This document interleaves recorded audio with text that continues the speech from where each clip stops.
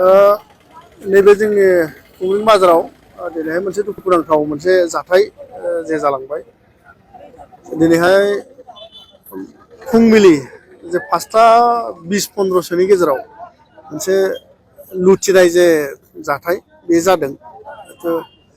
साथामसो सिनाय मोनै मानसिफ्रा जोंनि बाजाराव माइ बायसग्रा बेसर फाथो जिखिनि बायसग्रा सासे बेफारिनाव पिस्तल दिन्थिनानै जे 2 लाख रां लानानै थांनाय जे जाथाय बे जादों।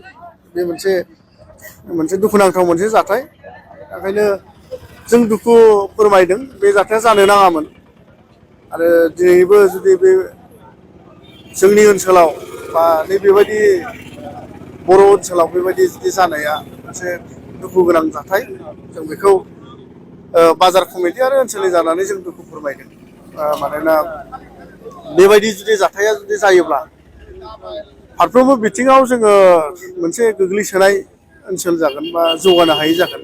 मानोना नैबे जुदि बाजारा मोजाङै मोजां जौगानायमोनब्ला जोंनि ओनसोलनि सुबुंफोरनि मोनसे बिजनेस खालामनो हानाय मोनसे सेन्टारमोन बियो बा जायगामोन, बिजनेस खालामनो हागौमोन।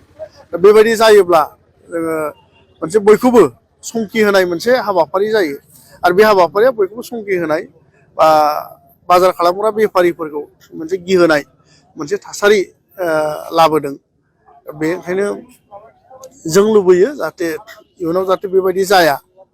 आरो जे जालांबाय, जे घटनाया जालांबाय, बिनि सायाव जोङो बेखौनो आपिल खालामो जाहाथे जों पुलिसनोबो जों इनफरमेसन होनाय जाबाय।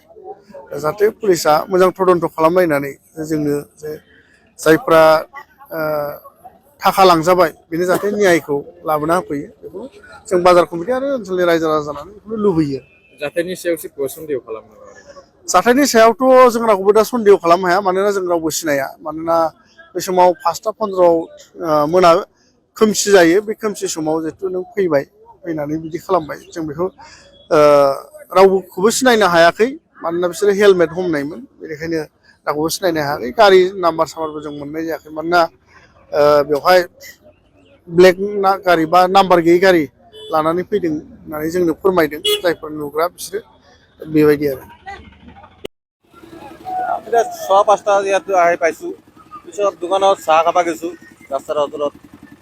তাৰপিছত ওলাওঁতে এই ৰাস্তা পাকা ৰাস্তাৰ লগতে তাতে মানে ধৰিছে পইচা ওলা, পিস্তল ধৰিছে। আমি তাত 4জনে কাম কৰোঁ।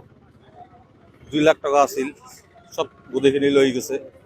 পিছতে মই আহিয়াতো মই তোমাকে ধৰি ৰাখছে, মোকে চাৰিছে। মই আহোঁতে কোৱাতে আৰু ঘূৰি আহিলোঁ না, ঘূৰি আহোঁতে ওলাই গেল আৰু। 5:15 5:30 হ'ব। কি কিনিব আহিছিলে? আপোনালোকে বেহৰ কিনে, 3-4জনে কাম কৰে একেলগতে। পইচাটো আমাৰ লগতে থাকে। মোৰ লগত খুজিছে পইচা, মোকেও চেকিং কৰিছে। মই কৈছোঁ মোৰ লগত নাই, আচলত নাছিল মোৰ লগত পইচাটো। তোমাৰ লগত পইচাটো একজনে পে'মেণ্ট কৰে না, তোমাৰ লগত আছিল। কিমান আছিল? 2 লাখ টকা। চব লৈ গৈছে? হয়। আগতে এনেকুৱা হোৱা নাছিল? না না, আগত আজি প্ৰথম। চাইডত মানুহ নাই নেকি? এই চাইডত কোনো মানুহ আছিল। একটা গলি আছিল নহয়, চাহ খাই ওলাইছোঁ। ওই গলিতে ধরছে আর কি। মানুহ কেইজন আছিল এই ডাকাতটো? ডাকাতটো 2জন আছিল, 2জন। আর যাবা বেলায় 3জনত গেছে ভাইকে এক লগত। আর 2জনটো হেলমেট পরা আছিল, আর একজন পিছাজনে হেলমেট পরা নাছিল। এই রাস্তা দিয়ে গেছে, একদম সিধা এইফালে গেছে। কয়টা মান আছে বাইক? বাইক একটা।